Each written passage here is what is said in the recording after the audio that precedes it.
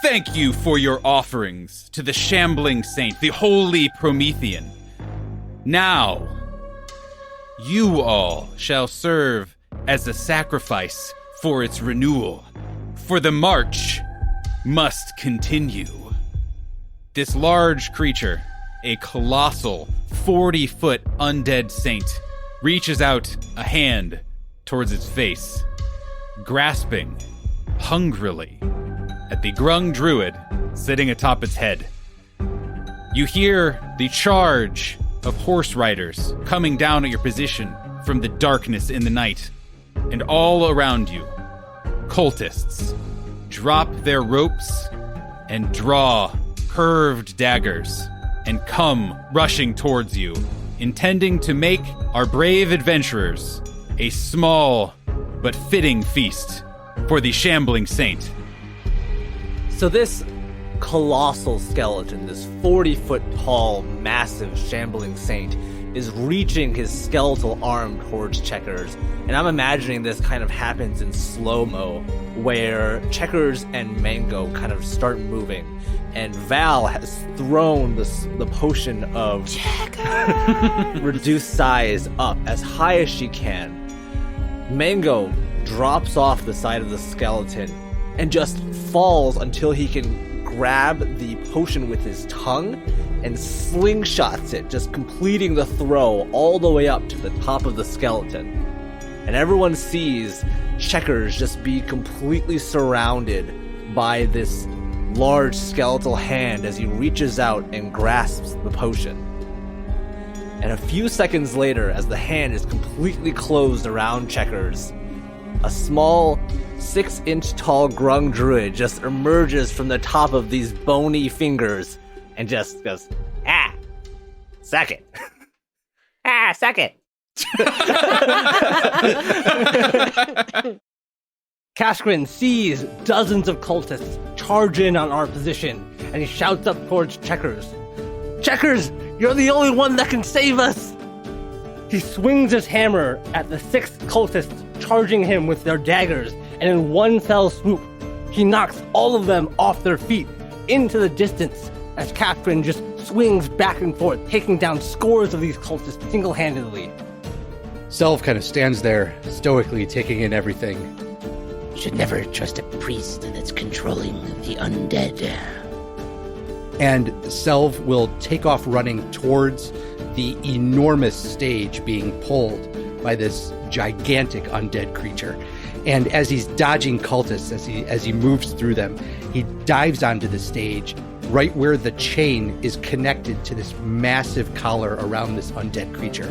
And Selv grabs the chain and just plants his feet and pulls, jerking the undead giant backwards and slightly off kilter.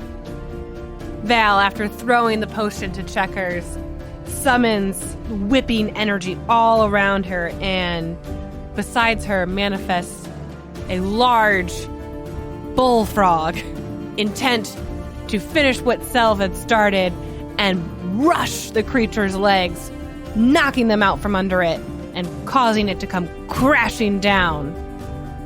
From all around you, suddenly cries arise from all of these robed figures.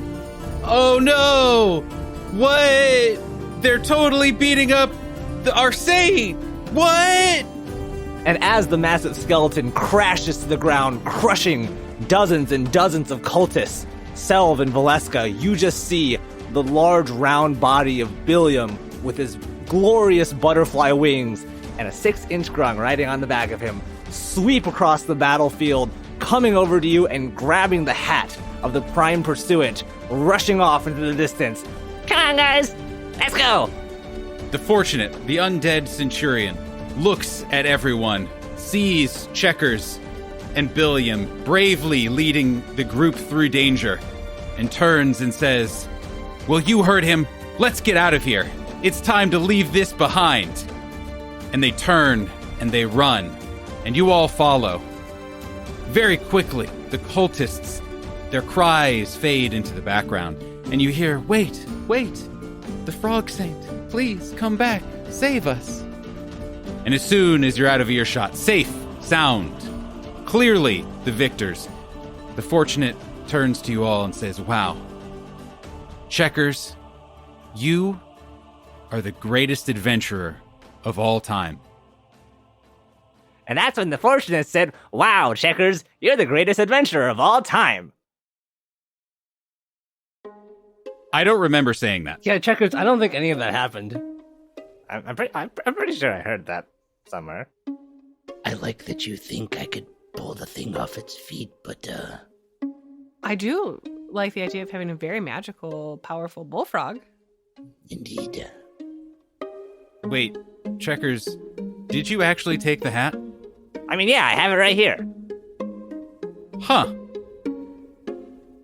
A kernel of truth in every story.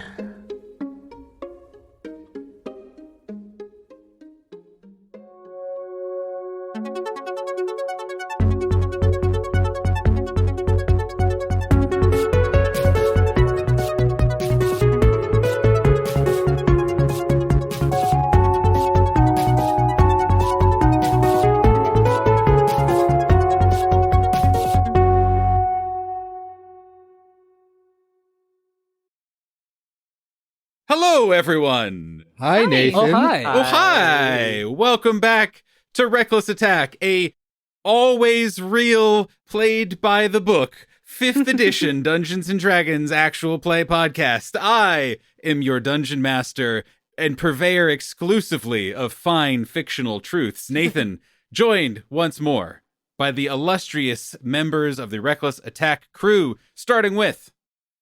Hi, everyone. My name is Steve, and I am playing Selv Esterlin.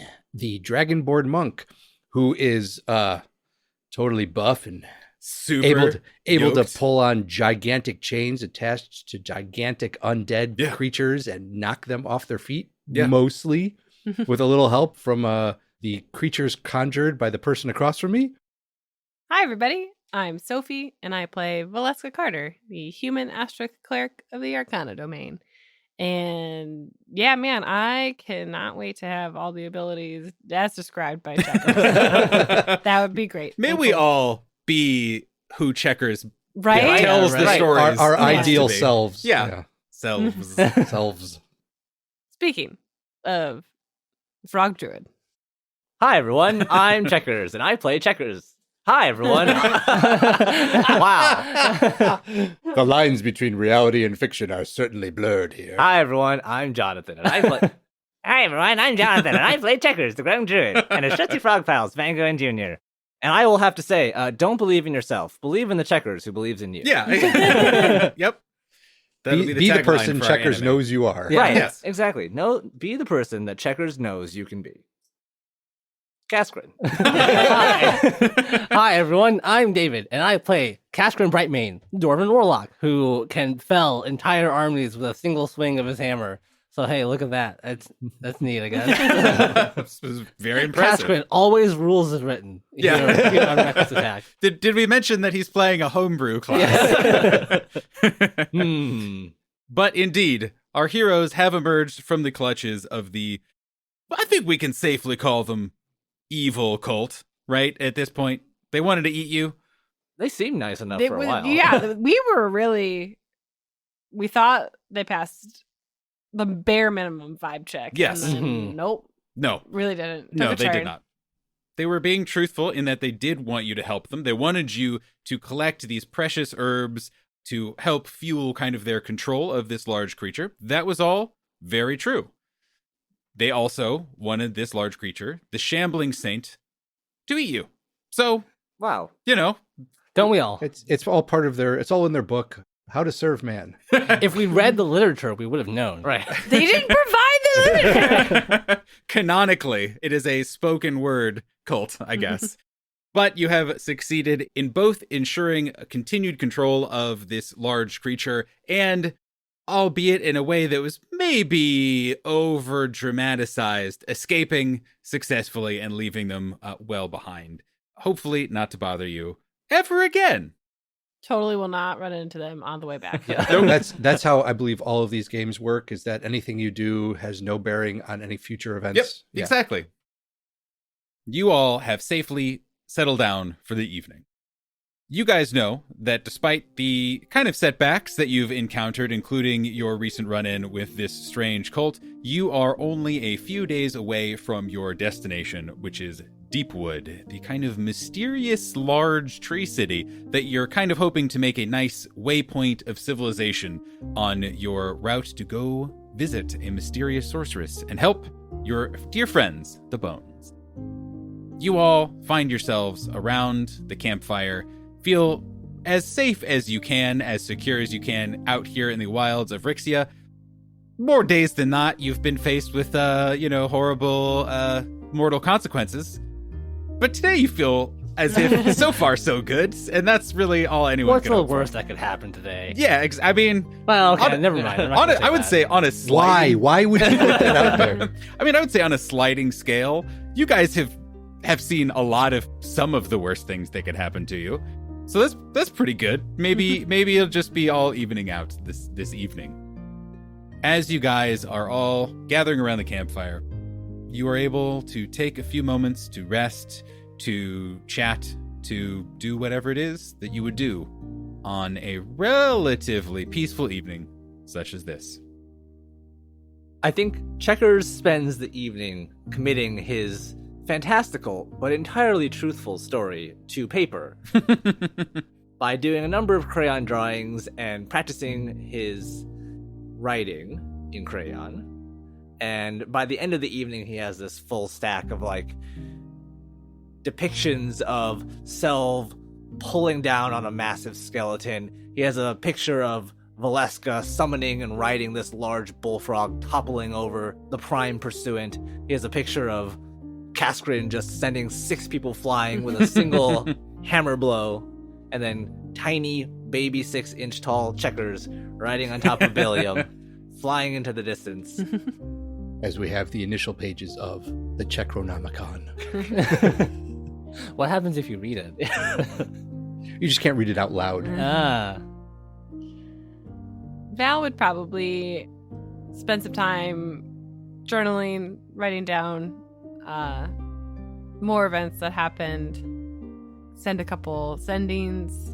She'll check in with Berga. It's probably been a minute since she has, so she'll probably spend both sendings on Berga just to give her a little bit more info, make sure she knows the group's still around, still planning on coming back. And then as Val sees Checkers working on a fairly large stack of papers, when she notices him kind of winding down, she will offer to teach him how to bind them together so he doesn't lose any pages.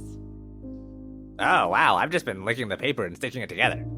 That is actually very close to the first way people bound books, let me tell you. And then Val will go into a history of bookbinding. Didn't they also make glue out of frogs? Oh, God. Why would you possibly suggest that? That's awful. That's the worst thing anyone's ever said You to me. monster. How could you? More content warnings, I guess. Yeah, And Checker just covers up Junior's ears, Yeah. Look at what you did. Yeah. really tells you about the Brontosaurus glue factory. Yeah. Kaskrin would probably be taking a little bit of inventory of all the stuff that we have. We've gotten a couple of magical things in our travels, even just the last couple of days. But he finds himself at the end of it, sitting by the campfire, looking over a bandana or a cloth that's laid out in front of him. And in the cloth are the pieces of the band that we took from Agmar. He's having a little bit of conversation with the Fortunate, with Selv, maybe with Valeska at the beginning of the night. And just kind of offering ideas, offering theories of these pieces still almost seem to fit together, but it's every time I look at them, it doesn't quite work. Yeah, we're not metalsmiths, and unfortunately no one has seemed to be skilled enough to fix our bands, but we tried early in our liberation to be able to do this on our own, and found it impossible. In the centuries of our existence, only the Pentarchy has created. Well, I think it would be foolish, now that I consider it, to imagine that they fixed us. I am sure that their care, from what I understand, ended at creating us and sending us to battle. And so he's just sort of making conjectures and talking about these things as the night wears on. Selv will be checking his wounds and replacing bandages where needed. And then we'll sit down cross-legged, somewhat near the fire, and just start playing the flute. Just kind of trying to read people's moods, and if there is some kind of lecture or instruction going on between Val and Checkers, he'll play something that has kind of a learning, soothing library vibe. And then if he overhears the conversation between Cass and the Fortunate, maybe it switches to something more of kind of with an arcane feel to it, something that's maybe older, something that would have been played at some point while the Pentarchy was in power. I was going to ask, so does Selv memorize music, like old music, or like pre-written stuff? Or does he just play the flute in the spirit of the moment? While he was learning, he tried to learn pieces that already existed. Mm-hmm. So the stuff that he knows that has already existed is probably a lot of the simpler type of melodies. But then because of his training at the monastery, and while they have kind of a rigid structure to training, there's also a kind of a concentration on being adaptable, and whatever the circumstances kind of comes in. So it kind of has almost like a jazz improv occasionally to it, while still being somewhat structured, which I'm sure any musician listening to this is probably going to be like, Steve, that doesn't exist. And so, write in, let me know. On Rixie, it does. But that's what we'll go with. Some kind of like structured jazz. So I think, too, as Valeska is really getting into her lecture on bookbinding, Checkers hears the flute music that Selv is playing. It just, starts to slip away and head over to Selv. And just wow. Val will realize Checkers just walks away and stop lecturing. She's directly talking to him and would notice. Pretty high passive perception, as I recall. But I don't know. Still throw no. Wow, Sal, that music sounds really good. Did you play a lot when you were at the monastery? As a way to pass time, occasionally, yes. Val now knows to play. I find it relaxing. Do you take requests? David is smiling. I was devishly no. Whatever you're about to do, get out of here. Really going back and for forth. the meme already. I know. I was going back and forth, Sophie, of do I just let David say it? Whatever, he's been devilishly staring at his phone. I'm going to go back to my dumb metal bits. Nope, do it. I would love to hear what the meme is. Show it. Tell us the meme, David. The listeners want to know. If I know the music, I'll be happy to play it. It's just Whoomp. There it is. Have you heard David, the stylings of the bard Hoobastank? Were you actually going to ask Selv to play Sandstorm? No, but I should have. Dang. If my recollection serves, there were a trilogy of pieces. Whoop, there it is. Whoop, there it goes. And whoop, there it went. Oh,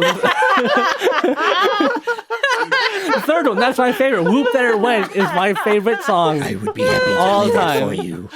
Oh. I think Nathan might quit the podcast. What I am pausing on, and sharp-eared listeners might have heard not laughs coming from my microphone, but slow, silent headshakes of mostly I am internally deeply tickled, both certainly at what Steve said, but also at there was an audible pause as he was done saying his bit. And then I could hear in everyone's brain it click, and then everyone lost their shit all at once. And I was like, "It's good. It's a good podcast. It's a good game, you guys. It's what I'm saying." And now, a word from our sponsors.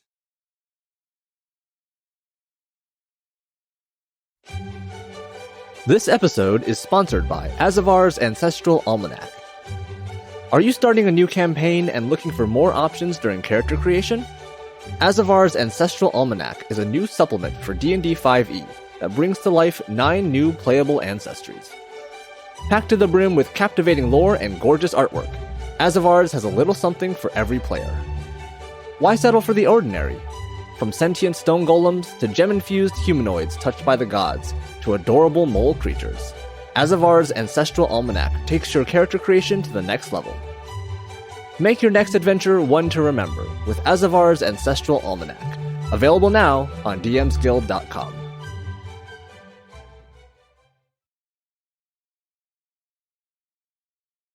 And now, back to the episode.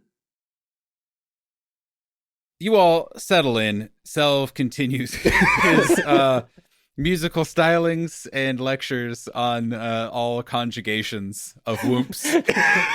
And it sounds like settle in to, play some cards, relax, continue licking pages of crayon. And the fortunate is a relatively even-keeled individual and has kind of perked up every once in a while, kind of when there's a little bit of danger, of adventure, that sort of thing. But even then has remained pretty even keel. And you've all noticed that a lot of that facade drops, or not facade, they kind of loosen up a bit when you're playing cards. They get to be a little more jovial, talk a little more animated when sometimes they're very kind of reserved and closed off, even as they are filled with sass. Not all of the kind of joy is there. They're still having a nice time, dealing out cards, calling out shitty bets, all the usual stuff. The fortunate eventually, in between hands, kind of just lean back and pause for a moment. And you could tell they would have a furrowed brow if they had any brow to furrow. And just kind of asks, is it always like this for you all? What do you mean? It's been a very busy several days. And a very dangerous several days. We don't talk to a lot of adventurers. Oh, like as guilders, Right. we almost die pretty much every day? Yeah. Yeah. I mean, Val will pull out a notebook and there's a chart, like a calendar with like a Mortal skull danger. Yeah, red or X, not yeah. skull. And she'll show the fortunate of well, God, it's for the past 30 days, it's been 26 out of 30. I was gonna say, it's like one of those, do you remember those, terrorist threat levels Yeah. of, it's a green day, it's a yellow-orange day, and I'm imagining that's what Val's sliding scale of mortal peril We looks are in a like. constant state of DEFCON 2. Yeah. I'm just imagining we can graph it out within standard deviations of how dead or not we are. Yeah. Yeah. Actually, at some point, then, if we have enough data, we can determine what the next day will bring if we go out. God, Perhaps we should Adventurer's stay in Almanac. today. Yeah. This day, or this period of days would have been non-skull days, skull being whether or not we were close to death. But, we did a community event of self-defense with children, and, checkers decided they should all have blow darts. So that was really, we thought we took them away after the first day, but they just kept getting them. That was you guys? That was checkers. Namgar told us about that. Yeah, we still are buying Namgar. We're just picking up his tab at Torts and Ports for the foreseeable future. So that's why he's been in a good mood. Yeah. Mm-hmm. That makes sense. Mm-hmm. Yeah. But yes, honestly, the day of a guilder could be paperwork. Well, no. Okay, it could be paperwork if it's me or Burga. Sometimes Cass. Selv's just too quick. He gets out of there so fast. That's true. We pull out a Guilty. sheet of paper and Self is gone. But yeah, it could be just, some helping the neighbors, helping the community with something, or we have to fight the Mothman in the middle of the city, or... honestly, I don't think there's not a day we've been outside the city where it hasn't been a skull day. So if you want non-close to death days, we'd have to be in the city. But I think to Velasco's point, it varies. It varies wildly most days, and to me, that's one of the great things about being a guilder. Yeah, that's what keeps it fun. And I mean, we've learned so much. I have filled so many notebooks with information about things I didn't even know existed before I joined the guild. There's kind of a weird pause where your kind of enthusiasm is met with thought. And you all simultaneously get the sense that though the Fortunate hasn't moved an inch, they are now looking at each of you individually. You hear kind of their tinny voice ask, "Do you all fear death?" A difficult question. Death is the natural conclusion to life. Although some believe it is not a conclusion, but just a transition. However, it is not something I am eager to transcend to. I don't know that I fear death. I expect it. I've been a soldier for a long time, and it kind of comes with the territory, you know? So, I'm not afraid. It'll come when it comes. I think I have a new fear of death after almost dying in the Mothman battle. That was the first time I was that close to dying. That changed me. I'm still figuring out how. But I'd say I'm much more aware of how close it can be. And I don't think that I'm afraid of me dying. I mean, I'm not living that long anyway, so. I think I'm afraid now of other people dying. I mean, when you mentioned the Mothman, a lot of stuff happened there. And I remember what happened when that giant shadow creature stomped on you and Kaskrin, and I think about that a lot sometimes. We are out here most of our time. While it is often not like this, you all have found a way to hit, I think, every most dangerous thing from here to Agmar possible. But we see horrors, dangers, frequently. And it is our job and our duty to ensure they do not come to the city. We are also never afraid of death. I believe we are alive, in our own way. But I see the four of you. Excuse me, 5. They say, looking at Mango. Mango's extra alive. I feel Sorry, like Mango's the 8 been, of you. I feel like Mango's been like relaxing and just like kind of rolls over like, oh. And you do not seem to fear it in the same way. We don't talk to many mortals, for many reasons, mostly because most mortals do not care to talk to us. I had always assumed that mortals just walk around every day, afraid that they will die. The 4 of you are out here, seemingly running towards death.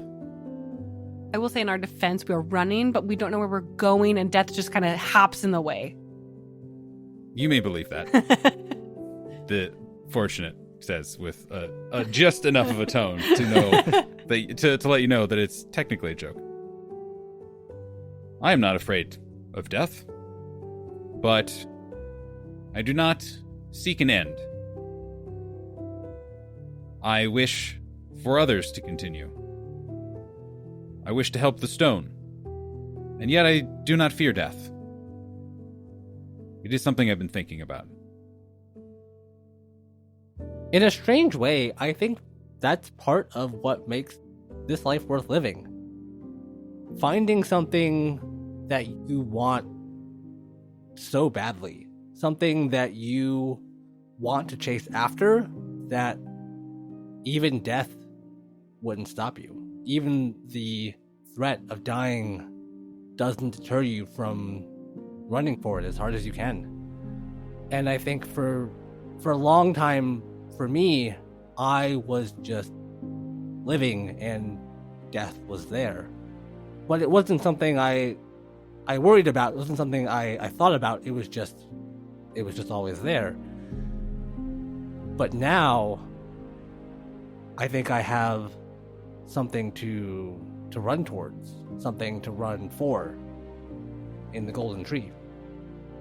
And so dying really doesn't matter as much anymore. Master Senga used to say, if you light a lamp for somebody, it will also brighten your path. So, do you view yourselves as lighters of lamps? I think we try to be. I We think strive to be, yes. that's part of being a guilder. We're not just adventurers. We're not here to risk our lives for the risk or for the reward. It's the purpose, the people that will benefit from us trekking through the wilderness or from patrolling at night in the city, researching what could happen. We do what we do because we needed a purpose, and the city gave us one. And that was good enough. It might have been good enough at that point, but maybe now you need more. Things to think about. The fortunate pauses again. It's just kind of that uncanny, almost alien pause where it is just long enough to be awkward, but not so long that you feel compelled to jump in. When the fortunate kind of leans back onto the rock, the makeshift table, the ground, whatever that you've been playing cards, and picks up their hand and says, well, that is enough from me. Pick up your cards. And by the way, you said, Val, that we don't risk lives just to risk lives, and I believe you, but I think Checkers might. Yeah, that does not. You're right. He doesn't apply to him. He's pure chaos in the best way possible, but that does incur a lot of consequences. It might also not apply to Etris. Well, that's true. Etris is for science. Yes. And the Glorious silence. The fortunate kind of digs into a bag that's been sitting next to them and pulls out this like big fist of like copper pieces that you guys have slowly been bleeding over the course of this trip, and just throws them into the middle. Says, all right, ante up, everyone. For some reason, I also love the idea that because, like, the fortunate doesn't have to breathe, sometimes they'll just be staring to the distance and we'll think they're, like, deep in contemplative thought and they've just fallen asleep. Well, I think not necessarily that they fall asleep, but I think that happens. Like, thinking of the Shambling Saint, like, where it stopped moving and was suddenly, like, almost devoid of life, where it became a statue, is that you would see the fortunate as kind of like relatively loosey-goosey as the fortunate is, will still just almost cease to exist in some ways, where it'll be like, is that just a statue or armor over there? So yeah, did the magic wear off? Right, yeah, exactly. Also, I like to think that because we've been on this journey for so long and we have mostly been playing cards every night, Cass has started to use Shape Earth to make a table and seating area yeah. for cards. Yeah. Yes, 100%. yes, Yeah. yes. Cass, Perfect. like, knowing that he likes to be comfortable, he at least like did one of those like sunken pits where there's like a bench around, like a bench in a square or circle, and there's like a table in the middle so we can all like sit down. I actually think that this is not the first time. Oh, that he's had to do this. absolutely. Yeah, No, like this no. must be a very practiced movement for Cass. That's why he learned the spell, actually. Yeah. As for creating Cass didn't want to dig trenches and- as a soldier. He's like, nah, get out of here. And there is one spot on this bench that has a perfect dwarf-sized butt mark of a well-practiced earthen sculptor. Right next to it, there's like this half sphere dug out of the earth, Yes. so Mango can just plop next to him. I was also going to say there's like a bowl next to Oh it, my so God. there you could put like chips in it. And it's love- just he's made his little like man armchair rest thing. I love the idea that like Mango's seat is so perfectly shaped to him that like his legs don't pop out of the Yes. bench, and No. it's just like his spherical head. Yes. It's just like Go- He is supremely comfortable. Yes.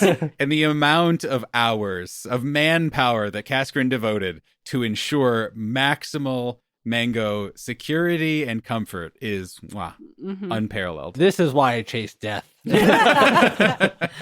I must hone my skills for perfect frog comfort. So, in response to the fortunate tossing a whole bunch of coins and saying "ante up," Selv will also reach into his pouch to take out some coins and toss them in as well, and say, Every experience, no matter how bad it seems, holds within it a blessing of some kind. The goal is to find it. I believe this blessing is going to be called poverty. Was that? I'm sorry. Did you all hear that? It sounded to me like Selv just came up with a fancy and long way to say that he folds. I think I heard that too. Yeah. They're on to me. The night passes uneventfully. I assume you all are setting watches, all the good stuff. Again, eventually the fortunate is kind of able to mostly take watch by themselves, though they kind of like having another person around, not necessarily for company, but kind of full coverage, basically. I feel like Val would insist on somebody staying up with the fortunate. And like we've probably developed like a schedule where everyone has the same watch. So like they get kind of used to that sleep pattern. Yeah, got it. Yeah. But she would feel too bad, too guilty letting Right. the fortunate stay up. By It's one of those themselves. things where the fortunate's like, sure, if you want to have a watch, you can, but like, if you all just want to make sure you get a good rest, I can do it by myself. That's fine. But yeah, If the fortunate would have been like, no, I'm fine. Val would have been like, well, then this chart I made goes completely to waste. And like, I can't waste this paper. The fortunate, like, look at my beautiful, beautiful organized chart. and the fortunate And like, just puppy dog eyes. doesn't My quite chart. understand the mortal nuance of, is this real? Will she actually have her feelings hurt? I don't know, so I'm going to play it safe and say, fine. Val trying to guilt the undead centurion. Yes. I made this watch chart. What will happen if we don't use it? "It's color coded."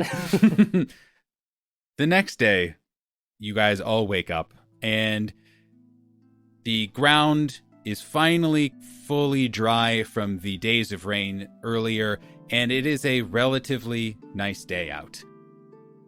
It seems that there are no threats around you, though you've thought that before, as you look out on this kind of large expanse. While you guys hit a little bit of hills partway through your journey, it is kind of now flattened back out once more so that you can see for maybe miles and miles, seemingly all the way to the horizon. One notable thing that you observe, and this is something that you noticed previously. Partway through the day, you see a large shadow circling you. Looks like maybe it's a bird-shaped. We'll call it bird-shaped, in that it is a wing, and it is two wings, there is a body. And it is impossible to say how far above you it is, in part because of the glare of the sun, but also it is either small and a little closer than you'd think, or a little further away and quite large. Cashman would pull out his little telescope. Yeah, ooh, mm-hmm. I'm going to pull out the tripod and I'm going to set up the telescope and yes. I want to I'm going to look at it. Do you have a fucking tripod too? Yeah, you don't. Roll me a perception check. 15. Ooh.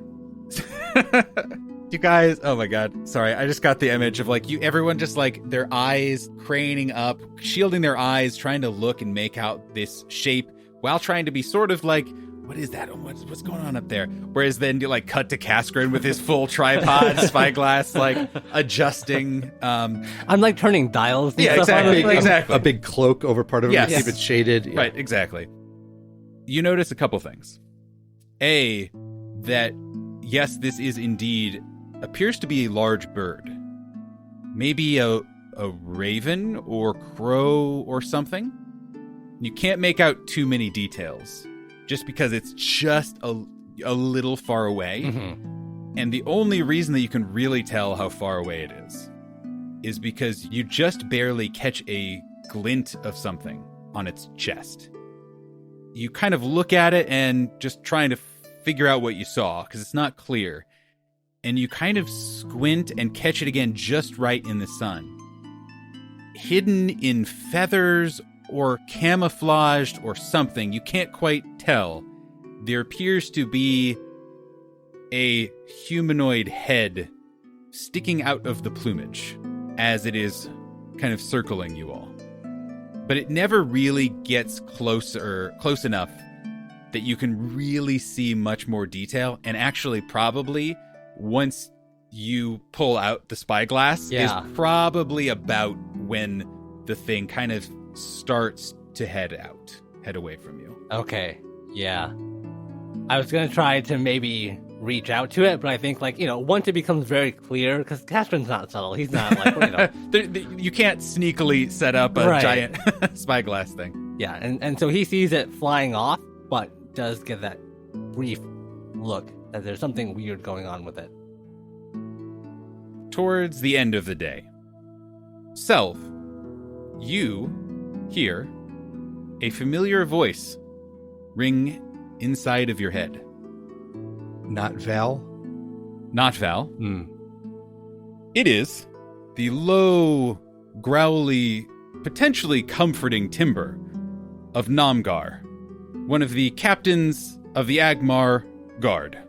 And you are clearly getting a sending from him or sent on his behalf. Been an attack on Crossroads. Refugees at Agmar, including strange folks you rescued from the Grung. Some going to Deepwood. If close, can you ensure arrival?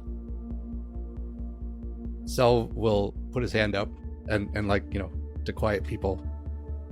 Got your message, Namgar. We are near Deepwood. We'll meet refugees there and help with arrival and anything else needed. And so the rest of you have heard that. Is there anything that you need to add? With 4 more words. Tell Boyo I said hi. Tell Boyo I said, and it cuts off. More information requested? More information requested. Please. That was Sophie counting down on her fingers. 4, 3, 2, 1. One? Huh? Manners matter. So it takes a little bit to presumably receive, recast, probably for Namgar also to count out words beforehand. Oh, sure. He's seasoned. I'm He not knows what expecting he's- an immediate response. He knows what he's doing. And so as you're kind of recounting this, you hear details still unclear. Attack happened several days ago. City mostly fine, but Great Bridge has been ripped down. Small army, something taken. City apparently unsafe.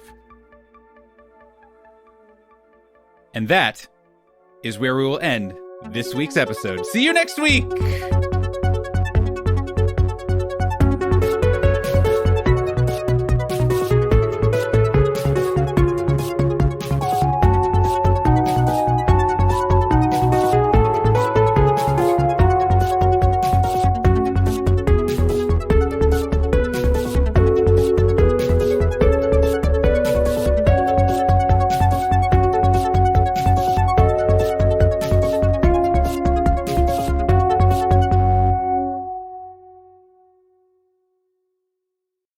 shop. Hello. Oh my Oh, god. God. Who Oh, is jeez. this? Get out of my house. How did you get in The here? worst guard dog of all time. Yeah.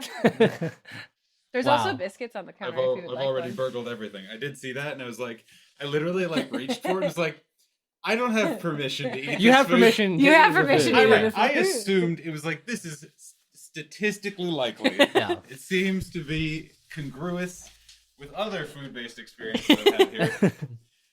It's like, Nathan, you can't just fucking, You can't just like take you food can't off just- people's you can't counters, just- Nathan. Yeah, you can't Yeah. just do that.